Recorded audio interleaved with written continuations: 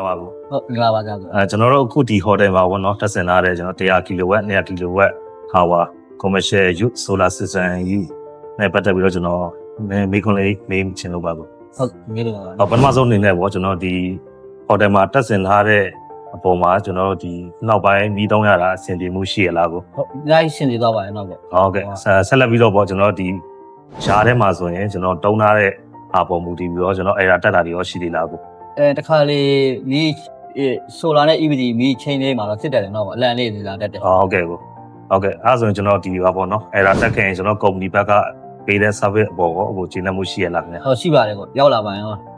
ဖုန်းဆက်တိုင်းတော့ချက်ချင်းမရောက်လာနိုင်ဘူးဆိုမှတော့အနည်းဆုံးတနားရီတွင်းလောက်တော့ရောက်လာဖြစ်မှာ ဟုတ်ကဲ့ပါပေါ့ဟုတ်အဲ့ဆိုရင်ကျွန်တော်တို့ဆက်လက်ပြီးတော့ပေါ့နော်ကျွန်တော်ဒီ company နဲ့ပေါ်ပတ်သက်ပြီးတော့အခုအနေနဲ့အကြံပြုစကားလေးများ